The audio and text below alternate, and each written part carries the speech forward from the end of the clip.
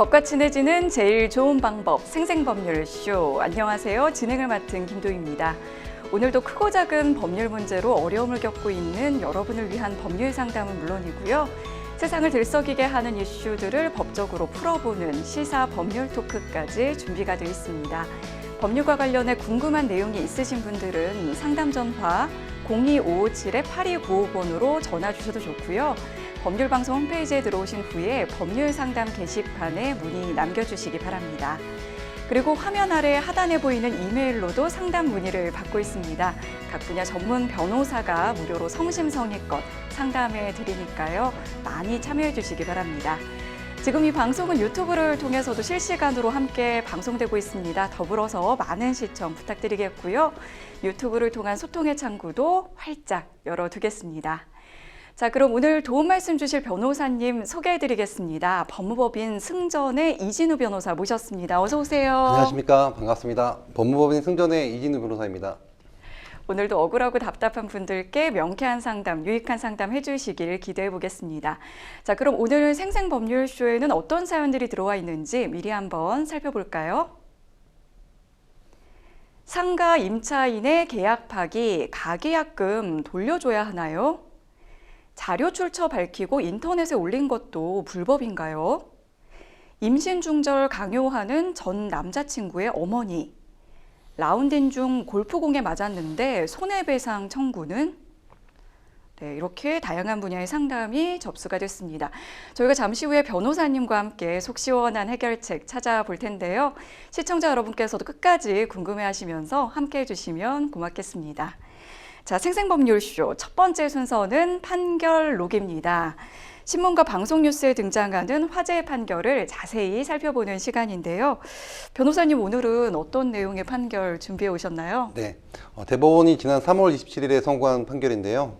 돈을 갚을 능력과 의사가 없는데도 불구하고 신용카드 앱을 통해서 1억 원이 넘는 거액의 카드 대출을 받은 60대 피고인에 대해서 사기죄를 물을 수 없다는 판결이 내려졌습니다. 그래서 오늘은 이 판결에 대해서 다뤄보도록 하겠습니다. 네, 카드 앱을 통해서 1억 원이 넘는 카드 대출을 받았다고 하는 걸 보니까 이게 이제 비대면 방식으로 이제 대출을 받았던 것 같은데 어떻게 된 내용인지 조금 더 알려주시죠.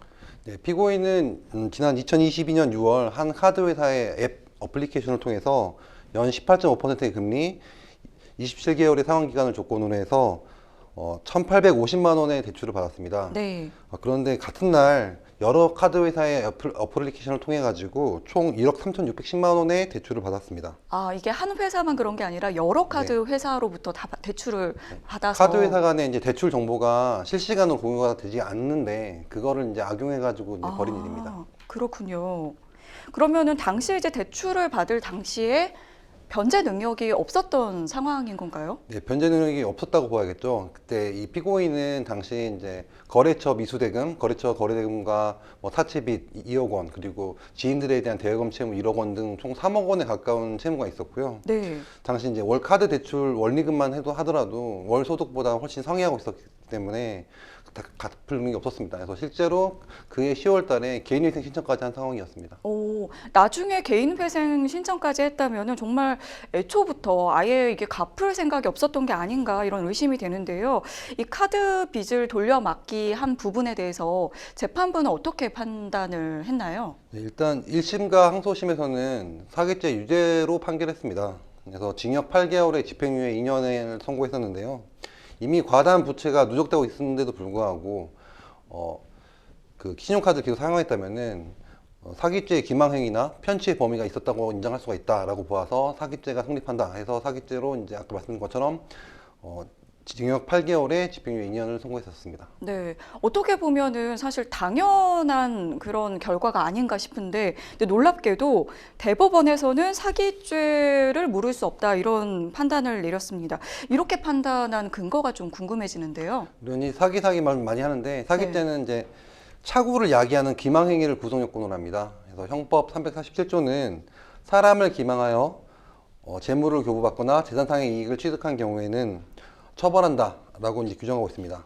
네, 그런데 대법원은 여기에서 사기죄 기망행위는 사람으로 하여금 착오를 유발한다, 착오를 야기시켜야 한다라는 점에 그 문헌적인 해석에 이제 충실하게 보아서 사람에 대한 기망행위가 없었기 때문에 사기죄가 성립하지 않는다라고 보았습니다. 그래서 사람에 대한 기망행위가 없었다고요? 네, 좀 구체적으로 사실관계를 말씀드리면 아까 처음에 말씀하신 것처럼 비대면으로 처리가 됐는데 그냥 단순 비대면이 아니라 이 어플리케이션에 이 피고인이 본인의 어떤 자산, 소득 능력, 부채 현황, 신용 점수 이런 것들을 입력을 하면은 전산상으로 자동으로 대출 심사가 되어서 그 대출금이 이제 입금이 되었던 것이죠. 그래서 재판부에서는 이 과정에서 카드회사의 직원이 대출 심사를 하거나 대출금을 송금한다거나 이렇게 개입한 바가 없기 때문에 사람에 대한 기망이 없었다라고 보아서 기망행위가 없었기 때문에 사기죄가 아니라고 본 것입니다.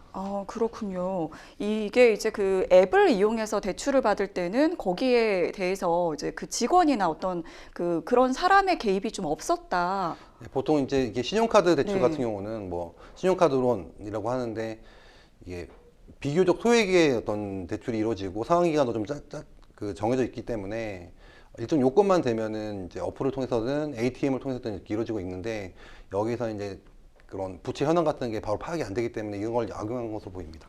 그렇군요. 사람을 기망한 건 아니기 때문에 사실 그 원문에 충실하게 좀 해석을 해서 사기죄로 볼 수는 없다 이렇게 판단을 내린 것 같은데 이 부분에 대해서는 변호사님의 견해는 어떤가요? 방금 이제 뭐 MC님께서도 말씀하신 것처럼 이게 문헌에 충실한 법리적으로는 이제 사기죄 구성 요건에 이제 충실한 해석으로 보아야 될 것이고 여기에 대해서 이제 뭐 문제가 있다고 볼 수는 있겠지만 보통 저희가 보면은 신용카드를 사용할 때 그 생각하지 않고 자기 변제할 것, 뭐 지급할 거를 생각하지 않고 카드 막 돌려막기 한다거나 카드 대출을 계속 받는 사람들 있잖아요. 네. 그런 사람들은 이제 사기죄를 오인하지 않습니다. 왜냐하면은 이제 신용카드를 정상적으로 발급을 받았다면은 그 공유된 신용 범위 내에서 카드를 사용할 수도 있고 대출을 받을 수도 있다는 게 이제 판례 입장인데 이분은 다만 이 대출 정보가 이제 실시간으로 공유되지 않는 거를 악용해 가지고 여러 군데다가 자기가 이제 대출 조건이 안 되는데 불구하고 이제 다액을 대출 받았기 때문에 이게 문제가 됐던 것인데 네. 결국은 사람에 대한 기망이 없었기 때문에 이제 된 부분이고 이 부분은 약간 제도적인 허점 아직 이제 기술이 발전하고 세태가 바뀌는 데 있어 가지고 이제 새로운 유형의 범죄가 발생할 수 있는데 불구하고 이제 좀 법제가 아직 미비한 게 아닌가 이렇게 생각이 듭니다. 저는 근데 이게 대출 정보가 각각의 그 카드사끼리 실시간으로 공유가 안 된다는 것도 사실 좀 놀랍기도 하고 이 부분을 사실 좀 악용하는 분들도 또 있지 않을까 좀 우려가 되기도 하는데요. 그러면 이렇게 좀 갚을 능력이 없는데도 대출을 받은 이 피고인에게 뭐 어떠한 뭐 법적인 책임을 물을 수는 없는 걸까요?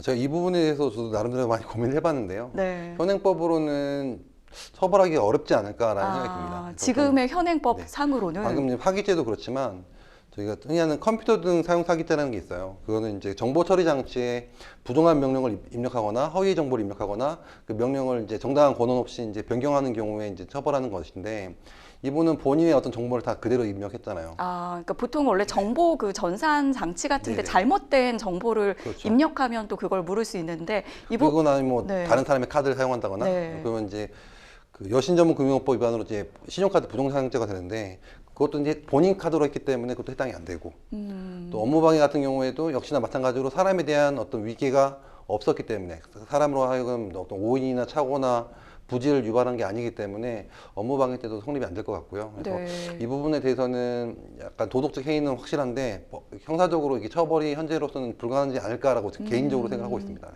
그러니까 어떻게 보면은 약간 기술 발전에 따라서 이런 부분을 좀 따라가지 못하고 있는 부분이 있는 거네요. 네. 지금 뭐 요새 다 비대면으로 거래도 많이 하고 어플리케이션을 통해 가지고 금융 업무를 많이 보고 있잖아요. 그래서 이렇게 세태가 바뀌었기 때문에 여기에 이제 부응해 가지고 새로운 유형의 범죄가 발생할 수 있기 때문에 이거는 법제도 이제 해야 할 것이고 뭐 금융기관이라든지 여기서도 이제 이런 미비한 점들을 좀 보완해야 될 것 같습니다.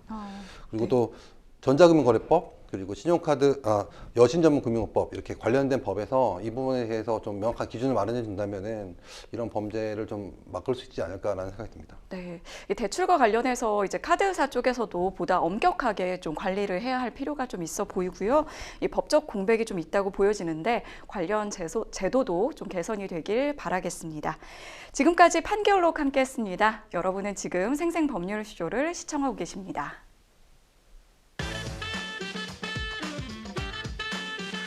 어렵고 복잡한 법률 문제로 고민하고 계신가요? 그렇다면 생생법률쇼가 도와드리겠습니다. 생생법률쇼에선 민사, 형사, 가사 등 각 분야 전문 변호사들이 매년 800여 건의 법률 문제를 속 시원하게 해결해드리고 있는데요. 그럼 무료로 법률 상담을 받을 수 있는 3가지 방법, 지금부터 소개합니다. 첫째, 02-557-8295번으로 전화해 법률 상담 신청을 한다. 둘째, 법률방송 홈페이지에 접속해 법률 상담 게시판에 사연을 올린다.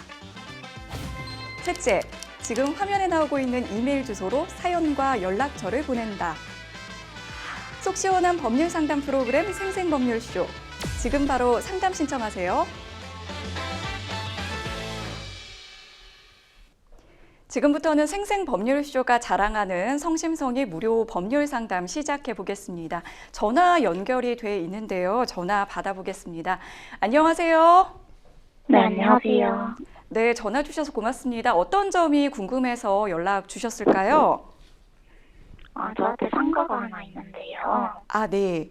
원래는 그 정리를 좀 하려고 2년 동안 상가를 비워놨었는데, 이게 이제 지은 지 얼마 안 돼서 세금도 많이 나가고 잘 팔리지도 않고 해가지고 12월 정도에 이제 세를 놓으려고 부동산에도 내놓고 벽에도 이제 써붙여놨거든요. 네.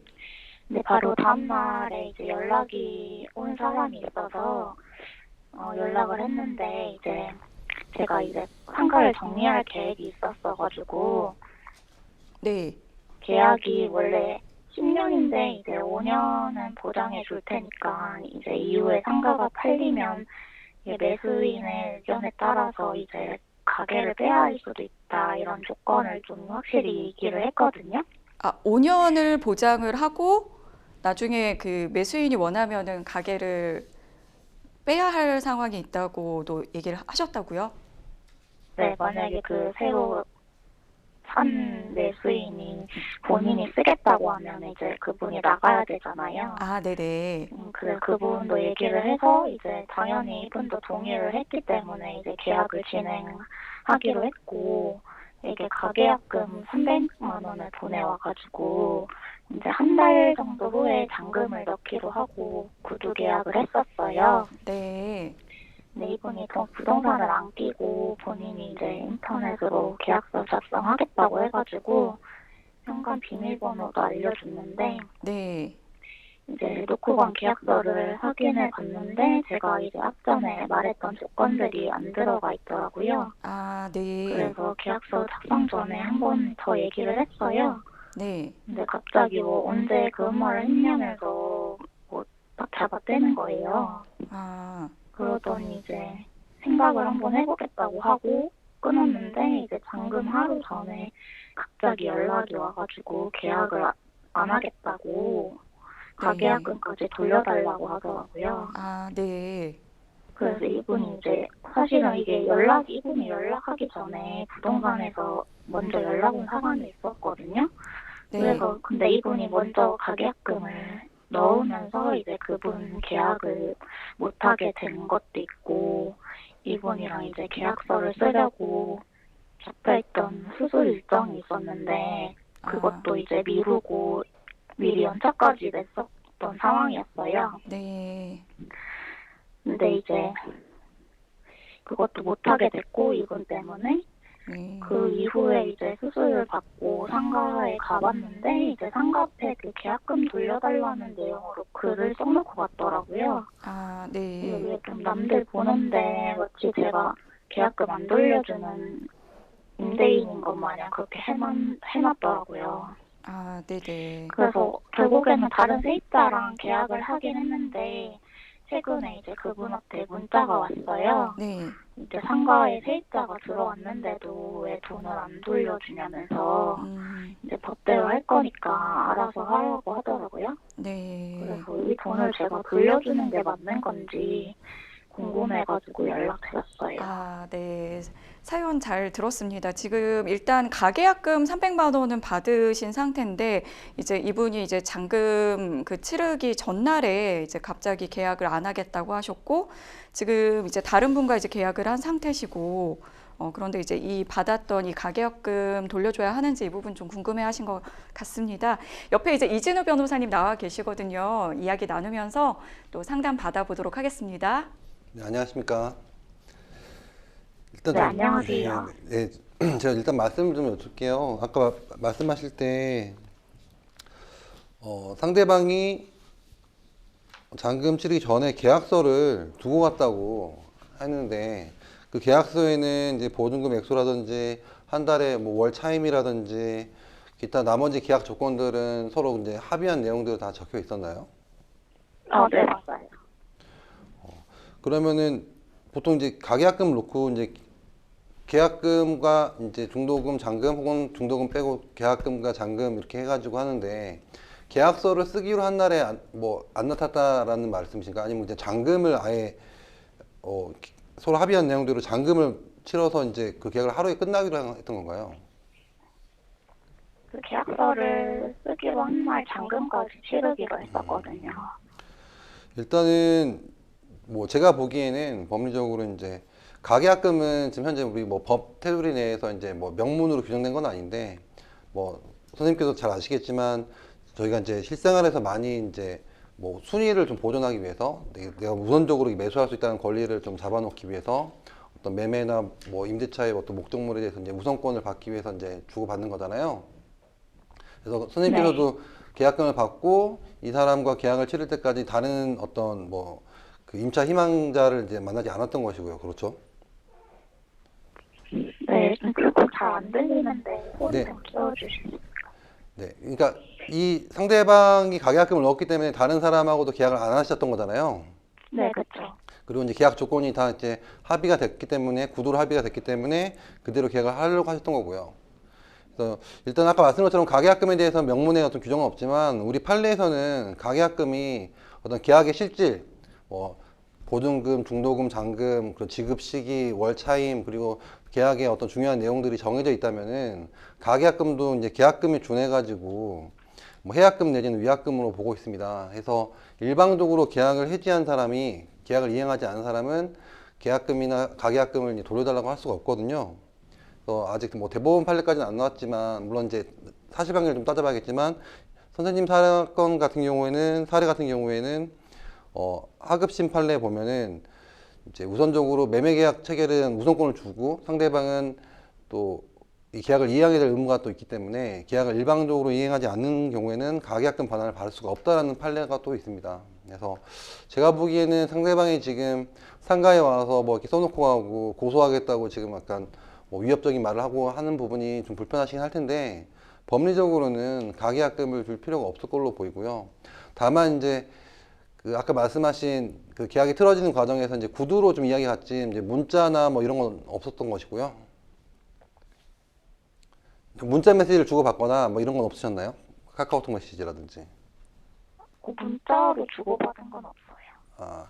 그래도 일단은 오히려 상대방이 두고 간 그 계약서가 있기 때문에 상대방이 초안을 작성해서 가져온 계약서가 있기 때문에 서로 간에 그렇게 협의가 있었다는 거, 특히 잔금 전날까지 그게 서로 유지가 됐다는 거가 있기 때문에 가계약금이 어떤 본계약 체결을 전제로 지급된 금액이라는 것을 이제 확인할 수가 있어서 가계약금을 돌려주실 필요는 없습니다. 다만 이제 상대방이 어떻게 또 이렇게 해고를 할까, 폐약제를 할까 이 부분이 좀 걱정되실 텐데 그 부분은 또 따로 이렇게 메모를 하시거나 기록을 해서 법적인 책임을 물을 수도 있는 것이고 그게 아니라면 상대방한테 이런 법리적인 부분에 대해서 잘 검토를 해보고 상대방의 과실이기 때문에 가계약금을 이제 몰취당한 거에 대해서 이제 감수를 하라라고 이제 한번 말씀을 하시는 게 좋을 것 같습니다.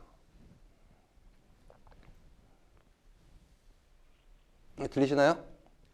네, 근데 이분이 이제 인터넷으로 소송을 했다고 하더라고요. 그래서 이거에 대해서 어떻게 대응을 해야 될지 모르겠어가지고요.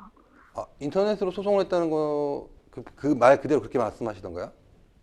네, 본인 인터넷에 뭐 손해배상이랑 신청을 했다고. 그러니까 지금 고소를 했다는 게 형사고소를 말하는 건지 민사적으로 이렇게 뭐 지급명령 신청이라든지 민사소송을 말하는 건지 모르겠지만 아까 말씀드렸던 것처럼 선생님께서는 이제 법리적으로 이렇게 잘못된 부분이 없기 때문에 거기에 대해서 좀 불편할 수는 있겠지만 뭐 걱정하실 필요는 없고요. 만약에 형사고소라고 한다면은 뭐 횡령이라든지 이렇게 뭐 상대방이 고소를 했다라고 한다면은 수사기관에서 이제 전화가 오면은 좀 불편하시겠지만 가서 사실관계에 대해서 설명을 하고 계약서도 상대방이 작성해서 가져왔던 계약서도 보여주고 본인은 계약을 이행하려고 했는데 상대방이 일방적으로 계약을 파기했다. 내가 횡령한 게 아니다라고 이렇게 입증하시면 될 것 같고요. 민사 같은 경우에도 소송이 이어진다면은 소송 관계에서 이런 부분들에 대해서 이제 잘 정리를 해서 제출을 한다면은 재판부에서 상대방의 청구가 이제 이유가 없다, 부당하다라고 인정할 것으로 보입니다. 그래서 그 부분도 크게 걱정하실 필요가 없을 것 같고요. 다만 이제 염려하신 부분이 이렇게 고소하겠다, 그리고 또 동네 와가지고 뭐 써놓고 가고 이런 부분에 대해서 좀 불편이 있으시다면은 그런 부분은 이제 사진이나 어떤 메모를 남겨놓으셔가지고 나중에 정말 큰 문제가 생겼을 때 오히려 상대방한테 책임을 물을 수 있는 증거로 쓰시면 좋을 것 같습니다. 그러면 그분이 이제 상가에 계약금 돌려달라고 글 써놓고 갔잖아요. 네네. 이제 지금 새로운 임차인이 들어와 있는 상태인데 네. 그 이후에도 계속 이런 글을 남겨놓고 가면 이거 책임을 물을 수가 있을까요? 네, 그 부분은 이제 형사적으로는 이제 그 선생님 상가 앞에다 붙여놓고 갔기 때문에 선생님에 대해서 뭐 실명을 적었든 안 적었든 간에 그 상가 건물, 그 상가 그 임대인 혹은 그 소유자에 대해서 이렇게 명예를 훼손하는 사실을 적은 거기 때문에 그 부분은 이제 명예훼손이 될 수도 있고요. 또 그로 인해 가지고 지금 들어온 세입자, 들어온 임차인이 불편을 겪고 지금 임대차 계약에 좀 문제가 생기고 한다면은 그 부분은 이 불법행위 손해배상 청구로 해가지고 상대방한테 오히려 이제 손해배상 청구를 할 수가 있습니다. 물론 이제 뭐 어떤 소송의 규모는 작은 편이긴 하지만 법리적으로는 선생님께서 이제 어떤 권리를 지킬 수 있는 그런 방법이 있기 때문에 문제가 발생하게 된다면은 이제 그렇게 상대방한테 책임을 물을 수가 있을 것 같고, 그렇기 때문에 제가 아까 말씀드린 것처럼 좀 불편하시겠지만 지금 벌어지고 있는 일들에 대해서 어떤 증거들이라든지 사실관계들을 잘 정리를 해 놓으시고 웬만하면은 다 이렇게 문자 메시지라든지 뭐 기타 뭐 이메일이라든지 뭐 이렇게 기록이 남는 걸 가지고 이렇게 상대방과 이렇게 소통을 하시는 게 좋을 것 같습니다. 그럼 일단 이분한테 연락을 해서 이거를 돌려줄 의무가 없는 것 같다 이런 식으로 얘기를 하면 될까요? 네, 맞습니다. 이렇게 일방적으로 계약을 해지하였고 가계약금이라고 하더라도 일방적으로 상대방이 계약을 해지하였기 때문에 어떤 해약금으로서 이제 그 돌려받을 수가 없다, 돌릴 수 없다라는 부분에 대해서 말씀을 하시면 될 것 같고요. 이 부분에 대해서는 상대방한테도 법률적으로 한번 확인해 보라고 이렇게 말씀하시면은 그분도 분명히 어디서 이렇게 확인해 본다면은 본인이 부당한 주장을 하고 있다라는 거를 아마 알고 느끼고 이제 더 이상 이렇게 무리한 요구를 하지 않지 않을까라고 기대하고 있습니다. 네. 근데 어쨌든 이분이 이제 한 달 정도를 이제 시간을 끌게 돼서 손해를 입은 부분이 있는데 이 부분도 뭐 배상을 따로 청구할 수가 있는 거예요? 그 부분은 이제 상대방이 가져왔던 이제 계약서를 봐야지 알겠지만 그 계약서에 보면은 이제 계약금이 있고 계약금은 이제 위약금으로서 이제 손해배상액의 어떤 예상으로 간주한다라는 규정들이 웬만하면 있거든요. 근데 안 적혀 있는 경우도 있고요. 근데 선생님이 입은 그 손해에 대해서는 일단은 당연히 선생님이 입은 손해에 대해서는 아까 말씀드렸던 것처럼 잘 기록을 해놓고 증빙 자료를 이제 입증 자료를 좀 마련해 놓은 게 좋은데 당장 상대방한테 그걸 손해배상 청구하기에는 좀 어려운 측면이 있고요. 좀 손해가 좀 커진다거나 상대방의 행동이 좀 무리한 게 좀 커지면은 그때 한번 고민해 보시는 게 좋을 것 같습니다. 네. 근데 왜 이분이 좀 종종 그 가게 앞에 찾아오는 것 같더라고요. 그래서 뭐 혹시 이런 부분도 문제 삼을 수가 있을지 궁금하고. 죄송한데 한 번만 다시 말씀해 주시겠어요? 잘 못 들어서. 그러니까 이분이 이제 상가가 어떻게 저를 찾는지 그거는 모르겠는데 종종 상가 앞에 오는 것 같더라고요. 그래서 그 부분을 좀 문제 삼을 수는 없을지. 근데 그 부분은 이제 뭐 아까 말씀 이제 다른 차원으로 맞으면 업무 방해가 될 수가 있기 때문에 왜냐면은 나와가지고 이제 뭐 직접적인 어떤 행동을 하지 않는다고 하더라도 나와가지고 어떤 불안감을 조성한다거나 주변 사람들이라든지 상가 이용자들에게 좀 불편함을 준다면은 일종의 위력으로서 그 업무를 방해한 거기 때문에 업무 방해죄가 될 수도 있고요. 또 어떤 신변의 위협을 느낀다면은 경찰에 이야기해가지고 뭐 스토킹이라든지 아니면은 기타 이제 신변 보호를 위해 가지고 이제 뭐 그 부분에 대해서 이제 좀 확인해 달라라고 이제 경찰에다 신고도 할 수 있을 것 같습니다. 근데 그런 부분도 다 이렇게 메모를 해 놓으셔야 돼요. 네. 그럼 이분이 막 일부라도 조금만이라도 돌려달라고 해도 그걸 돌려줄 의무는 없다는 거죠? 근데 물론 이제 좀 큰 틀에서 상대방이 너무 집요하면은 뭐 소정의 금액을 뭐 나눠가지고 준다든지 뭐 돌려줘도 상관이 없겠지만 그건 이제 서로 간에 합의하는 문제이고 법리적으로는 돌려줄 필요가 없습니다. 네. 네, 알겠습니다. 네. 네. 어떻게 궁금하셨던 부분들은 좀 해소가 되셨을까요? 네, 네, 전화 주셔서 고맙습니다. 오늘 그러면은 그 상담은 여기까지 진행을 하도록 하겠습니다. 전화 주셔서 고맙습니다. 네, 감사합니다. 이렇게 좀 그 계약을 그 구두상으로도 많이 하기도 하잖아요. 네네. 그 구두 계약도 사실 합의를 한 거기 때문에 계약 자체가 성립이 됐다고는 보는 거죠.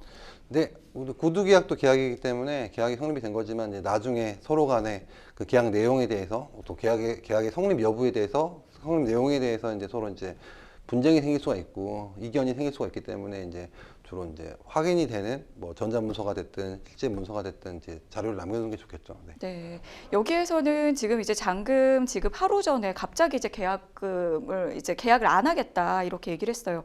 일방적으로 이렇게 좀 계약을 진행하다가 한쪽이 좀 파기하는 경우가 종종 있는 것 같은데 이럴 때 이제 좀 뭐 법적으로 나중에 이제 분쟁이 생길 수 있는 걸 예방하려면은 좀 어떤 거를 미리 좀 준비를 하면 좋을까요? 아까도 이렇게 상담자분한테 말씀을 드렸지만 이제 뭐 차후에 상대방이 또 어떻게 주장할지 모르겠지만 네. 서로 간의 계약의 주요 내용들이 이제 그 서로 합의가 된 계약서를 가지고 있었잖아요. 그래서 뭐 계약금이든 중도금이든 잔금이든 월차임이든 기타 계약의 어떤 부수적인 조항들에 대해서 합의가 있었기 때문에 이게 계약이 합의가 있었기 때문에 본계약을 전제로 한 가계약이었다라는 거가 입증이 되어서 가계약금도 이제 몰체할 수가 있었던 것인데 그게 아니라 일단 내가 계약의 의사가 있으니까 일단은 일단 좀 잡아달라. 네. 그러니까 어떤 언제 들어오겠다, 뭐 계약금을 얼마로 하겠다, 월차임을 얼마로 하겠다 이렇게 안 정해져 있는 경우에는 본계약이 이제 실질이 없기 때문에 합의된 내용이 없기 때문에 그런 경우에는 가계약금을 돌려줘라라는 판례도 있습니다. 아, 그러니까 어쨌든 실질적으로 뭐 월차임이 언제고 언제 들어오고 기간이 네. 어떻고 이런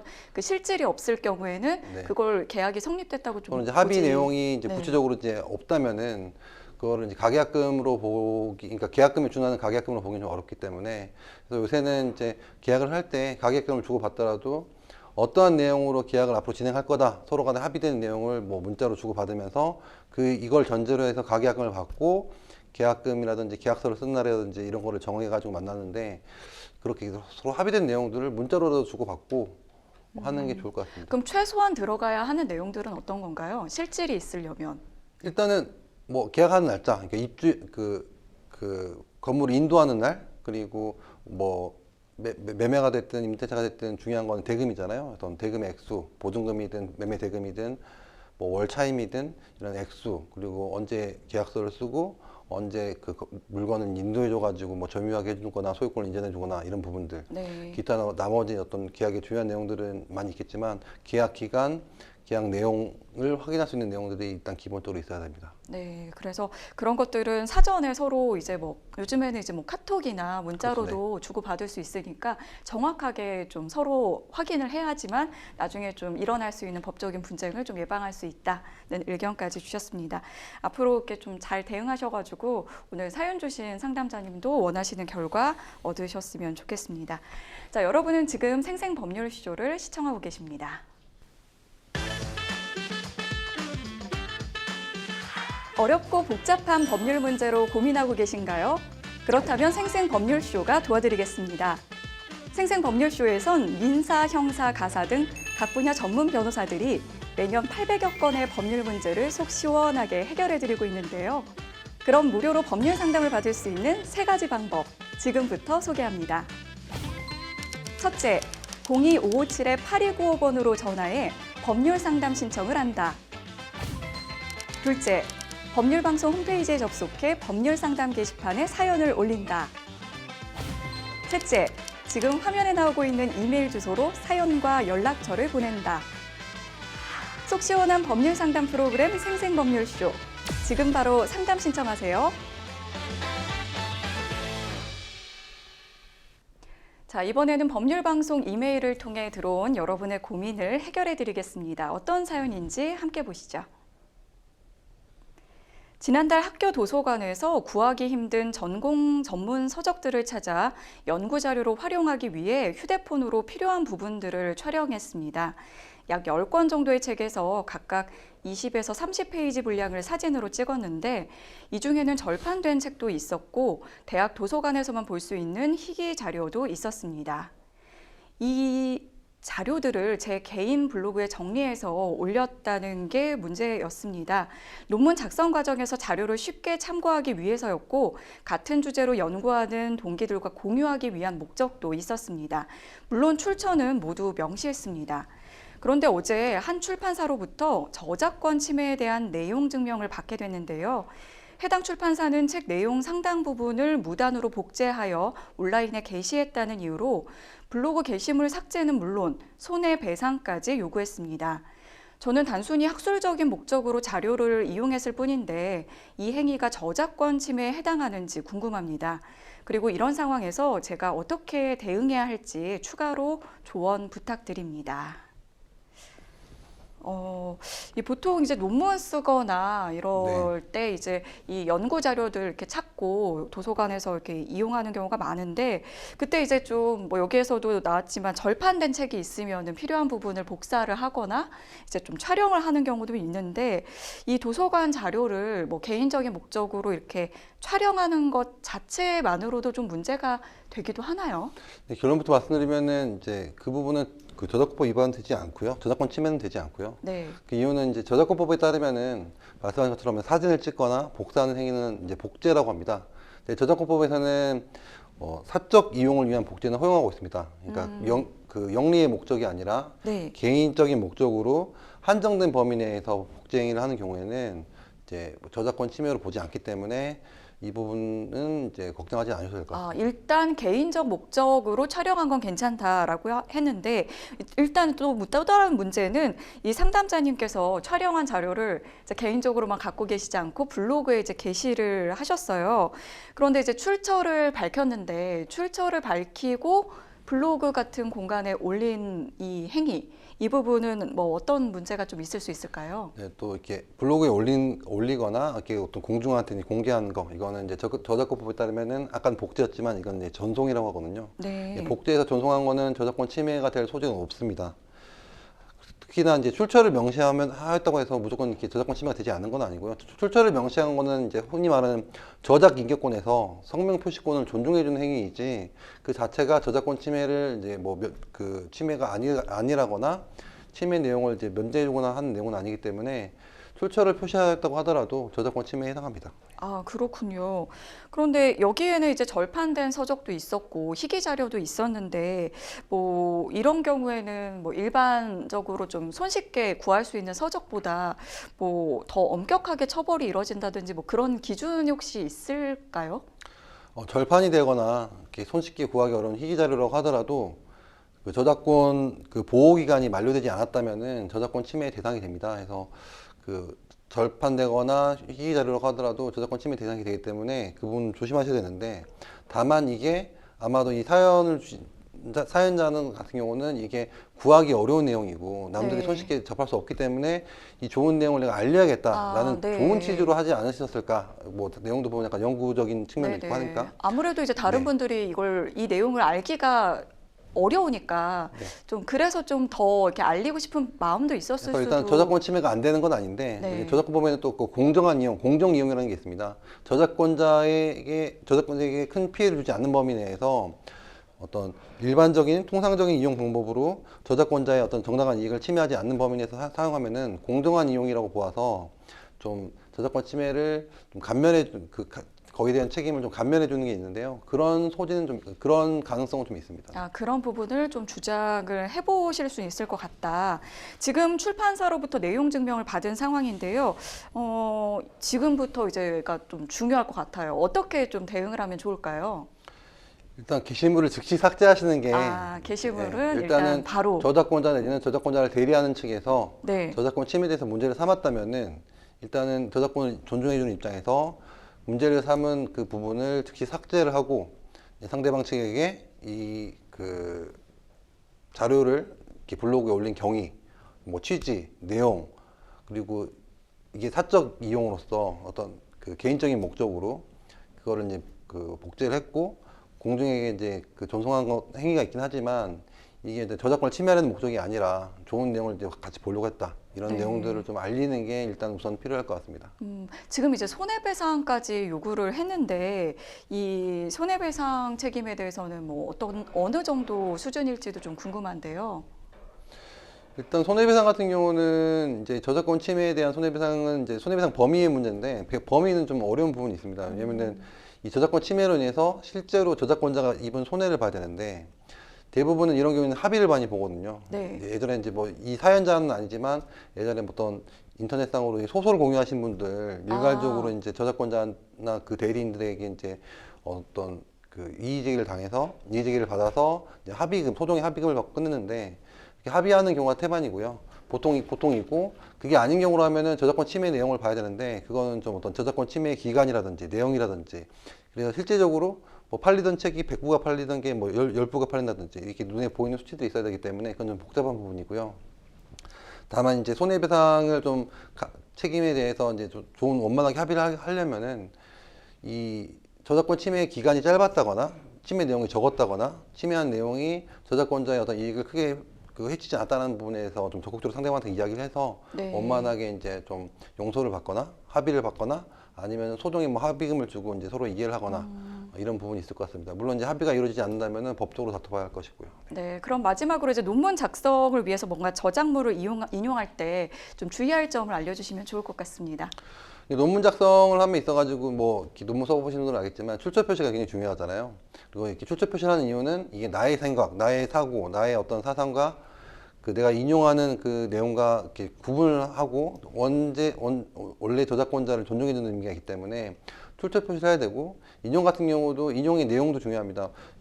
굉장히 많은 내용을 인용하는 경우에는 그 인용이 아니라고 볼 것이기 때문에 인용하는 거는 꼭 필요한 범위 내에서 필요한 목적 범위 내에서 하는 것이 제일 좋을 것 같고 이제 연구라든지 뭐 이런 목적에 의해서 딱 필요한 부분만 인용을 하고 인용은 출처 표시를 꼭 하는 게 좋을 것 같습니다. 네, 그렇군요. 저작권자의 권리를 침해하지 않는 선에서 좀 이용을 할 필요가 있다는 내용까지 전해주셨습니다.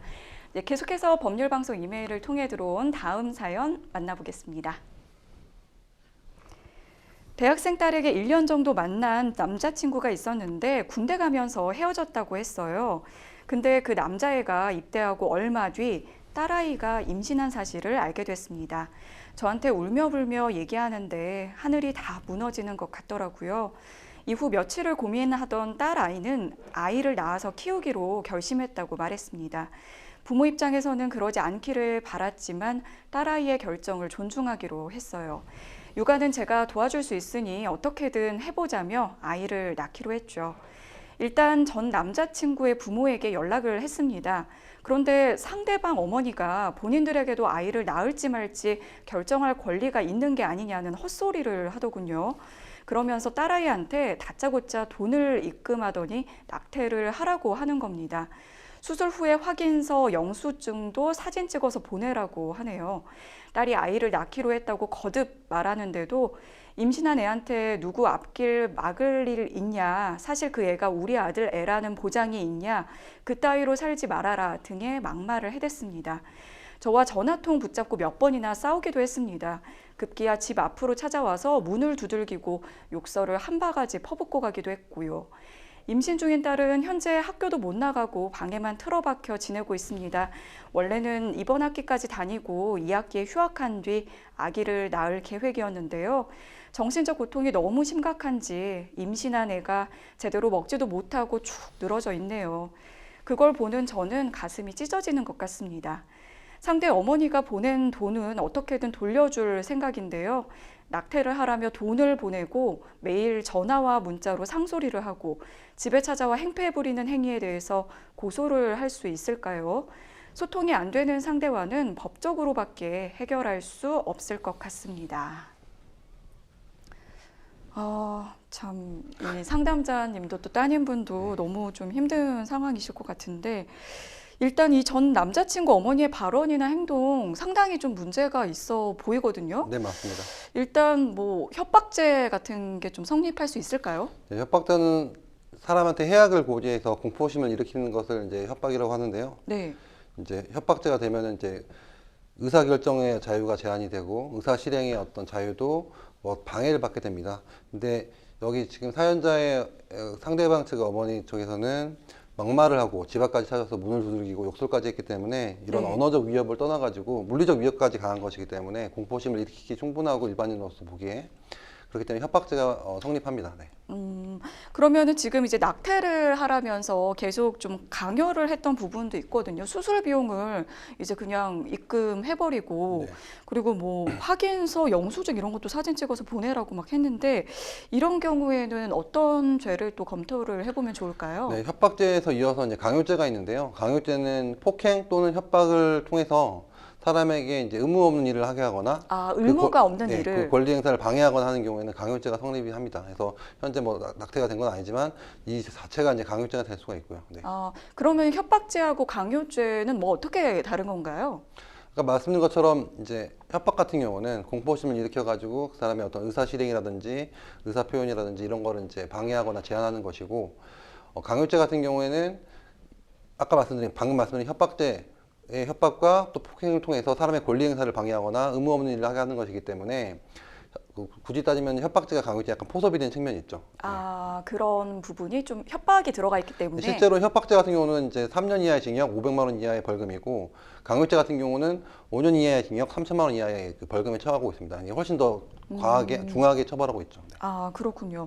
이게 앞으로 지금 사실 이제 그 대화가 잘 되기가 쉽지 않은 상황 같아요. 지금 네. 뭐 상소리를 하고 욕설을 하시고 계속 뭐 찾아와서 문을 두들기시고 막 이렇기 때문에 앞으로 이제 고소를 좀 고민할 수밖에 없는 상황인데 네. 고소를 하려면 어떤 증거들을 좀 모아두면 좋을까요? 뭐 당연히 뭐 사진, 영상, 그리고 통화 녹음, 문자 메시지, 기타 소셜미디어 메시지, 제3자가 보기에 상대방 측에서 어떤 폭언과 폭행을 통해 가지고 뭐 협박을 통해 가지고 강요했다는 사실을 알 수 있는 내용들을 있어야 할 것이고요. 그로 인한 본인의 피해, 어떤 진단서라든지 어떤 정신적 피해로 인해서 뭐 학교를 휴학한다든지 이런 본인 피해를 입증할 수 있는 자료도 있으면 좋을 것이고, 그래서 상대방의 어떤 상대방의 어떤 잘못된 행위에 대한 자료와 본인이 피해 입은 것들, 이런 것들을 다 준비하시는 게 좋겠습니다. 네. 이제 아기를 나중에 낳게 되면 이 전 남자친구에게 양육비 같은 걸 청구할 수 있을까요? 네, 양육비도 당연히 청구를 할 수가 있습니다. 자녀의 양육비는 부모 모두의 책임이고요. 자녀가 태어나게 되면은 뭐 인지 청구를 통해 가지고 양육비 심판 청구를 할 수도 있고, 상대방과 합의해 가지고 양육비를 받을 수도 있습니다. 당연히 부모로서 이거는 자녀에게 해줘야 될 의무입니다. 네. 마지막으로 이 상담자님을 위해서 이렇게 조언 한 말씀 부탁드리겠습니다. 일단은 지금 되게 심적으로나 신체적으로 좀 위험한 상황인데 상대방의 어떤 행동을 좀 멈추게 하는 게 좋을 것 같고요. 형사고소가 됐든 접근금지 가처분 신청이 됐든 뭐 경찰에서 말해서 이제 신변보호 요청이 됐든 손해배상 청구가 됐든 어떤 법적인 부분을 좀 강구해 보시고, 아까 말씀드린 것처럼 이 모든 과정에 있어 가지고 본인이 입은 피해와 어떤 잘못된 행위에 대해서는 증거를 잘 모아 놓으시고 시간 날짜까지 메모해 놓으시는 게 좋을 것 같습니다. 네, 사실 그 한 아이 그리고 한 생명을 지금 품고 있는 상태인데 이렇게 좀 해악을 고지한다든지 이렇게 뭔가 의무 없는 일을 강요하는 네. 건 분명히 이제 범죄이기 때문에 네. 좀 어떻게 보면은 좀 적극적으로 좀 네. 대응할 필요도 있지 않을까 하는 생각이 드는 사연이었습니다. 자, 마지막으로 들어온 이메일 사연 만나보시죠. 몇 달 전 골프를 치러 갔다가 다른 팀이 친 공에 머리를 맞았습니다. 당시 저는 홀아웃 전이었는데 그때 가해자가 공을 쳤고요. 캐디 없이 진행 중이었습니다. 사고 직후 바로 병원으로 갔는데요. 다행히 수술은 하지 않았지만 부상 부위가 머리라서 여러모로 신경이 쓰입니다. 현재도 온몸이 저리고 뻐근해서 일상생활하는데 약간 불편함이 있습니다. 침을 계속 맞고 있는데요. 지금까지 병원비로만 최소 600에서 700만 원은 들었습니다. 근데 골프장 측에서 배상 책임 보험으로 약 250만 원만 지불한다고 합니다. 제가 느끼기엔 너무 터무니없는 금액이라서 일단 거절하고 있는데요. 당시 공을 쳤던 상대와 골프장을 상대로 소송을 할 수 있을까요? 골프장에서 이게 종종 이런 일이 있다고 저도 이제 이야기는 네. 들었는데 상당히 정말 좀 더 위험할 수 있었던 그런 상황이었던 것 같습니다. 이 골프장에서 이러한 사고 발생하면은 이제 뭐 과실 여부를 좀 따져봐야겠지만 골프장이 좀 책임을 지게 되나요? 네, 골프장 운영자는 이제 골프장을 이용하는 이용자들이, 골프 경기자들이 안전하게 이제 그 스포츠를 즐길 수 있도록, 골프를 칠 수 있도록 안전배려 의무를 부담합니다. 이거는 뭐 단순히 어떤 계약상의 어떤 의무를 떠나가지고 체육시설법에 따르면은 어떤 이런 체육장 운영자는 이용자들의 안전을 이제 배려해야 된다라고 이제 명문으로 규정하고 있고, 심지어 골프장 같은 경우에는 의무적으로 책임보험에 가입하게 규정하고 있거든요. 그래서 당연히 골프장 운영자에게는 책임이 있습니다. 지금 이제 골프장 측에서는 배상 책임 보험, 이게 말씀해 주신 것처럼 보험을 들어놓긴 했는데 약 250만 원만 지불한다고 이야기를 했고, 그런데 사연 주신 분께서는 이미 지금 병원비로만 최소 600에서 700만 원이 들었거든요. 이게 너무 적은 금액인 것 같이 느껴지는데 이럴 때는 좀 어떻게 해야 할까요? 네, 일단은 지금 치료비만 600, 700이 늘었고, 또 이로 인해 가지고 이해를 못 하거나 이로 인해 가지고 어떤 정신적 피해를 입을 수도 있기 때문에 실제 피해는 더 클 것으로 보입니다. 하지만 지금 골프장에서는 250만 원의 책임보험 범위 내에서만 뭐 배상을 해주겠다라고 이렇게 말을 하고 있는 것 같은데, 당연히 이렇게 터무니없이 부족한 경우에는 이제 상대방에게 요구를 해가지고 상대방이 보험 외에 골프장에서 이제 골프장 비용으로 이제 뭐 손해배상을 해주거나, 네. 거기에 응하지 않은 경우에는 이제 민사소송으로 이제 손해배상 청구, 불법행위 손해배상 청구를 해야 될 것으로 보입니다. 결국에는 이제 금액 간의 다툼이 있으면 이제 민사소송으로 갈 수밖에 없는데 그럴 경우에는 어떤 점을 좀 더 부각시켜야 될까요? 일단은 그 민사소송을 하게 되면은 첫 번째로는 지금 골프 경기자, 공을 쳐가지고 나를 맞춘 사람이 있을 것이고, 네. 이렇게 안전을 배려하지 않은 골프장 운영자가 있을 건데, 이 두 주체 다 이렇게 책임이 있습니다. 그래서 네. 그럼 양쪽으로 네. 소송을 다 진행을 네, 해야겠군요. 골프장 운영자는 안전배려 의무를 하지 않았고, 골프 경기를 했던 그 공을 친 사람 같은 경우에도 안전하게 이제 다른 사람에게 피해가 안 가도록 운동을 해야 될 의무가 있는데, 둘 다 그런 잘못을 했기 때문에 불법행위 책임이 있고, 공동 불법행위 책임이 있습니다. 그래서 이 상담자께서는 골프장이 됐든 골프공을 친 경기자가 됐든 양측에다가 다 손해배상 청구를 할 수도 있고, 양측 중에 한 사람한테 전체 책임을 물을 수도 있습니다. 근데 좀 골프장을 상대로 하는 게 좀 더 수월할 것으로 보입니다. 왜냐하면 거기는 이제 하나의 업체이기 네. 때문에 어떤 비용적으로나 이렇게 소송 진행이 있어가지고 더 수월할 것으로 보기 때문에. 근데 실무적으로는 양쪽을 다 하지 않나요? 아니면 더 그거는 이제 그 당사자들의 어떤 선택에 따라 다른데, 의지에 따라서 솔직히 말씀드리면 손해배상을 더 손쉽게 해줄 수 있는 사람, 이거 뭐 회사가 됐든 뭐 네. 조직이 됐든 한 개인보다는, 또 개인의 자력보다는 그렇게 회사의 자력이 아무래도. 크기 때문에 양쪽이 하는데, 혹시 모르는 경우에는 이제 말씀하신 것처럼 공동불법행위자 모두에게 다 청구하는 게 또 안전한 경우에는 그렇게 하기도 합니다. 네. 그러면 이제 손해를 좀 이렇게 증명하는 게 필요할 것 같은데 어떤 증거들을 좀 제시해야 될까요? 일단 통상 이제 불법행위 손해배상 청구 이런 경우에, 특히 몸이 다친 경우에는 이제 적극적 손해로서 이제 치료비가 들 것이고, 치료비도 이제 향후 치료비가 들 것이고, 치료 이후에 어떤 개호비가 들 수도 있고, 또 이 치료로 인해 가지고 입원을 하거나 일을 그만두게 된 경우에는 또 일실수입, 휴업 손해가 있을 수 있고, 또 이제 그로 인해 가지고 정신적 손해가 있을 수도 있잖아요. 지금 치료비만 600, 700이 나갔다고 하고, 네. 앞으로도 더 나갈 수도 있는 것이고, 그리고 이제 부상 부위가 머리잖아요. 그렇죠. 저는 사실 이 부분도 좀 네, 고려를 맞습니다. 해야 네. 되지 않을까 또 싶은데. 혹시라도 이렇게 뭐 이로 인해 가지고 어떤 후유증이 있으면은 그 후유장에 대해서 앞으로 장래 치료비도 있긴 하지만, 이 후유장에 따른 어떤 그 노동력 상실, 어떤 장애가 생긴다면은 그 부분에 대해서도 이제 청구할 수가 있기 때문에, 이게 본인이 어떤 피해받은 부분에 대해서 좀 세부적으로 나눠가지고 손해배상 범위를 좀 연구해 보시는 게 좋을 것 같습니다. 네, 마지막으로 조언 한 말씀 부탁드리겠습니다.